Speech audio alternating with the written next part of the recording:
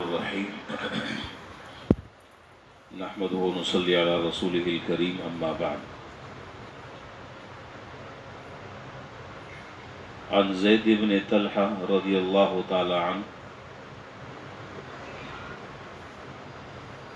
قال قال رسول اللہ صلی اللہ علیہ وسلم ان لکل دین خلقا وخلق الاسلام الحیاء۔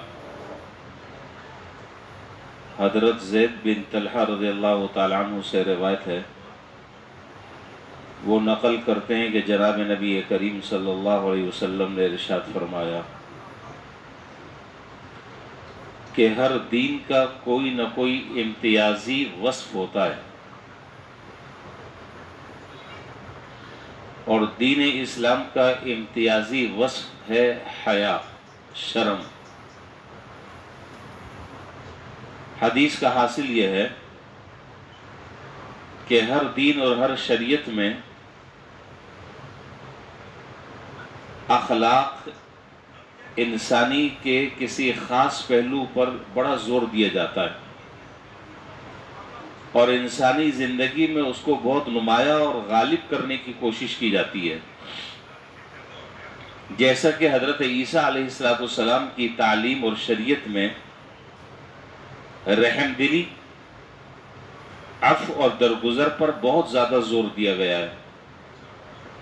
تو یہ کہا جا سکتا ہے کہ یہ حضرت عیسیٰ علیہ السلام کے دین کا ایک خاص طر امتیاز اور ایک خاص نمایاں وصف وہ تھا عفو اور درگزر۔ اسی طرح جناب نبی کریم صلی اللہ علیہ وسلم کو اللہ تعالیٰ نے جو شریعت عطا فرمائی، اس شریعت اور اس دین اور اس تعلیمات میں حیا کے وصف پر زور دیا گیا ہے، اور یہ بات بتلائی گئی کہ حیا جو ہے وہ انسانی فطری تقاضا ہے، فطرت کے تقاضوں میں سے ایک تقاضا ہے، اور جو بھی نو مولود بچہ پیدا ہوتا ہے اللہ تعالیٰ قدرتی طور پر اس کے اندر حیا رکھتے ہیں، ہر ایک کے اندر حیا ہوتی ہے۔ یہ اور بات ہے کہ کچھ عوامل، باہر کے خارجی عوامل ایسے پیش آ جاتے ہیں جس کی وجہ سے وہ حیا کا وصف مغلوب ہو جاتا ہے، آدمی بے حیا بن جاتا ہے۔ مثلا بری صحبت ہے، غلط صحبت، غلط لوگوں کے ساتھ اٹھنا بیٹھنا، برے ہم نشین، برا ماحول اور برے قسم کے لوگ، بری سوسائٹی، گناہ کے کرنے کے جو اسباب ہیں، آدمی اس کا دل دادا ہے۔ یہ وہ چیزیں ایسی ہیں کہ یہ کرتے کرتے کرتے کرتے وہ جو قدرتی اللہ تعالیٰ نے ہر انسان کے اندر شرم اور حیا کا وصف رکھا ہے وہ مغلوب ہو جاتا ہے، اور پھر اس کے اندر بے حیائی کی جو صفت ہے وہ غالب آ جاتی ہے، اور پھر معاشرہ کہتا ہے کہ یہ تو بڑا بے حیا آدمی ہے۔ تو قدرتی طور پر وہ بے حیا نہیں تھا، قدرتی طور پر تو اللہ تعالیٰ نے اس کے اندر شرم اور حیا رکھی تھی، لیکن کچھ خارجی عوامل کی وجہ سے وہ کرتے کرتے کرتے کرتے کرتے وہ ایک ڈھیٹ اور بے حیا بن گیا۔ حیا کا خلاصہ اور حیا کا حاصل یہ ہے، ہمارے عرف میں تو حیا اور محاورے میں تو صرف اسی کو کہتے ہیں کہ آدمی شرمناک باتوں سے اور شرمناک کاموں سے بچے، اسی کو کہتے ہیں۔ لیکن قرآن اور حدیث میں جہاں جہاں یہ لفظ استعمال ہوا ہے، اگر اس پر غور کریں تو اس سے یہ پتہ چلتا ہے کہ حیا انسان کی طبیعت کی اس کیفیت کا نام ہے کہ انسان ہر ناپسندیدہ بات اور ہر ناپسندیدہ کام سے بچے اور اس سے اپنے آپ کو دور رکھے۔ اور حیا کے سب سے زیادہ مستحق جو ہے وہ اللہ تعالیٰ کی ذات ہے، سب سے زیادہ مستحق۔ اور تجربے کی بات یہ ہے کہ جب انسان اللہ تبارک و تعالیٰ سے حیا کرنے پر آ جائے اور اللہ سے اس کو شرم آنے لگے تو پھر وہ آدمی واقعتاً صحیح معنوں میں حیا دار ہے۔ اب ایک آدمی جو ہے وہ بند کمرے میں ہے، موبائل اس کے ہاتھ میں، یہاں اس کو کون دیکھنے والا ہے؟ اب اگر اس بند کمرے میں جہاں انسانی نگاہ نہیں پہنچ رہی، جہاں کوئی کیمرے نہیں لگے ہوئے ہیں وہاں اس کو اس غلط کاموں سے اور ان منکرات سے اور ان بری باتوں سے اور برے کاموں بری چیزوں کے استعمال سے اگر کوئی چیز روک رہی ہے تو وہ ہے اللہ کا ڈر اور اللہ کا خوف اور اللہ سے حیا اور شرم. ظاہر ہے کہ وہاں پر تو کوئی اس کا ہاتھ پکڑنے والا نہیں ہے, اس کو کوئی روکنے والا نہیں, وہ جو چاہے کرے. کون دیکھ رہا ہے؟ باہر تو سارے اس کو کہیں گے حاجی صاحب ہیں.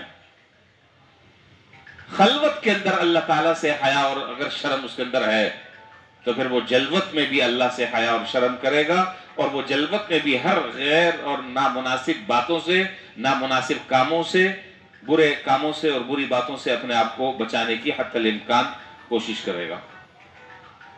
اور جناب نبی کریم صلی اللہ علیہ وسلم نے دوسری حدیث میں, وہ روایت تو لمبی ہے, وقت اتنا نہیں ہے,